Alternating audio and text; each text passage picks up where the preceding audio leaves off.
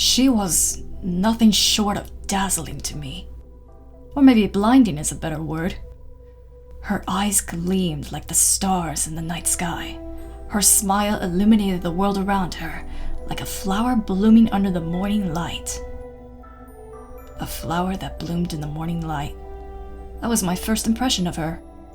A beautiful flower, one that was utterly brilliant, yet ever so delicate. I wanted to crush it. I had been alone for so long. Parents? Never knew them. Why? Who knows? All I knew is that my name was Ladica, and I was born with these claws. Guess I wasn't considered normal in this forest. Here there were beasts with human-like features, and people with beast-like features in their fur or ears. But people with great big beast hands? That wasn't a thing.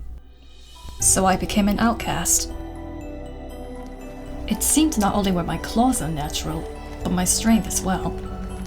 Enough to be called a monster, at least. I never wanted to hurt anyone, but they kept coming for me. Even when I tried to help, they would always run. These claws could never hold on to anything for too long. These claws were built to destroy. Fitting for a monster, right? But again, I never wanted to hurt anyone. What's normal supposed to be? Is there a guidebook for this sort of thing? And who decided what normal was in the first place anyway? Why did I have to suffer just for being different? Why am I the enemy when I didn't do anything wrong? I never asked to become the Boneclaw. Is this all my fault somehow? Fine then. If you see nothing but a monster, you'll get a monster. I hated being alone, but I adapted. I wanted to reach out, but I never let anyone get close. Just shut up and leave me alone. You'll think I'm a monster like the rest of them. I found a tree with a nice view to call home, and I thought I found peace. Yet my heart was all over the place. I'd look up at the picturesque sky every day, but all I saw was gray. Everything beautiful in the world seemed to mock me. Whenever I saw a flower blooming, my instinct was to crush it. Why wouldn't this pain leave my heart? I never understood. Until the day that she showed up. I answered her the only way I knew how. Fine. Your funeral. You might think it's strange. My heart leapt at the sound of those words. Her eyes were unabashedly disgusted at the very sight of me. Within them was quite hostility that held me firm in its grasp. A beast that lay in the abyss. That was my first impression of Ladica. A beast not afraid in the very least to bare her claws at me. I knew from that very moment that I had to learn more about her. I was born as the Forest Princess. My father was Balion, sovereign light of the forest. My life as Forest Princess has been predetermined before I was even born. My father, he was much too busy governing the forest. It was seldom we spent time with one another, save for sword training, and aside from my royal lineage, I was born with a unique ability, the miraculous power to manipulate aether. I was able to help and heal many people with this power. But even when praised for my ether abilities, or for simply being the Forest Princess, it didn't bring me any joy. Naturally, I became drawn to swordplay. This was not a title nor a talent assigned to me at birth, but something I attained with my own strength. I thought that if I could become more stronger, my father would spend more time with me. But it wasn't the case in the slightest. I began to think my father did not love me very much. We never fought or anything like that, but he never seemed to want to be near me for long. The folks, they'd all stiffen up whenever I'm around. I could see it in the reflection of their eyes. They were looking in my direction, but no one ever saw me for who I truly was. I began to take long walks in and around the forest, sometimes from dusk till dawn. My heart was lost. What was I searching for?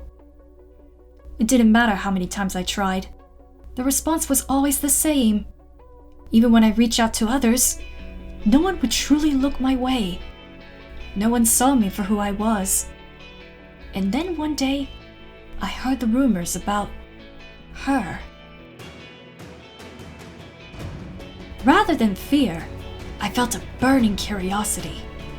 This might be my one chance to prove myself. I had first imagined a great beast covered in mangy fur, but instead found a rather adorable girl sleeping in a tree.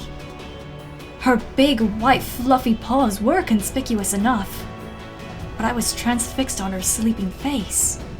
As soon as our eyes met, there was no doubt in my mind. She was the Boneclaw. When I peered into her eyes, I saw something I had never seen before. Eyes steeped in loathing.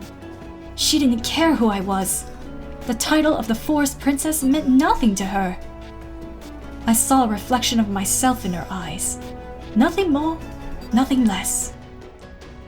I wanted nothing more than to become acquainted with her, to form a true connection with someone for once. I didn't want to have anything to do with Mistolina. That happy-go-lucky attitude with what would eventually give way to disgust once she saw me for who I thought I was. But for some reason, I agreed. And so we fought. My blade continued to dance with her claws, fending off the barrage. The clashing of our strikes continued to echo through the forest. It was as if our hearts were dancing and clashing in unison. I just wanted her to go away. She would just end up calling me a monster like everyone else.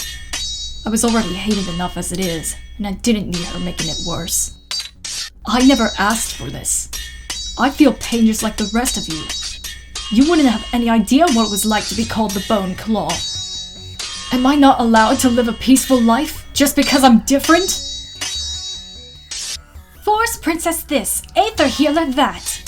If no one can see me for who I truly am, I might as well be dead. Please, I just want someone to recognize who I really am. And here you are, looking into my very soul. So much anguish within her. She doesn't want to do this at all, does she? It's all just an act. I could see the real you right now. And you won't look past me like the rest of them, won't you? Nobody wants to talk to me. Nobody wants to play with me. Nobody wants to be with me. All because of these stupid claws. The world's only shown me misery and pain. All because I don't fit into their mold of what normal is. How do you like this swordplay? Can you feel the force behind each swing? Can you feel the effort I put into this? This is the strength I have gained with my own two hands, not through my lineage. No matter how many times I've wounded her, she would get up with a smile on her face. She was trying to reach out to me in a way that nobody has ever done before. It was the first time anybody has ever tried. She didn't see me as royalty, but merely the flesh and blood that stood before her. I could have danced with joy at that very moment. I felt not only that, but a painful solitude, one not unlike my own. It was the first time I've ever felt something like this. After a long and arduous dance of blades, Ladica defeated me. I was supposed to be the winner, but it didn't felt like a victory at all. Our encounter was nothing short of a miracle. And well, after our fight, we climbed my tree and gazed at the stars together. I listened to what she had to say, and told her my thoughts in return. That was another first for me. She didn't see me as a monster at all. In fact, she applauded my strength and said that I could do so much good with them instead of harm. But how could that be so when they were made for destruction anyway? Without another word, Mistolina embraced me. She said that every living being has the potential to love. We were all born to be loved, and that I just need to believe it in myself. Mistolina eventually told Balion who I was, and he immediately welcomed me into their forest. The official story is that Mistolina defeated the Boneclaw herself. From that moment on, I spent my days with her in the Sköll Forest. The place of our battle became known as the Beast's Grave. But for us, it was our own secret garden.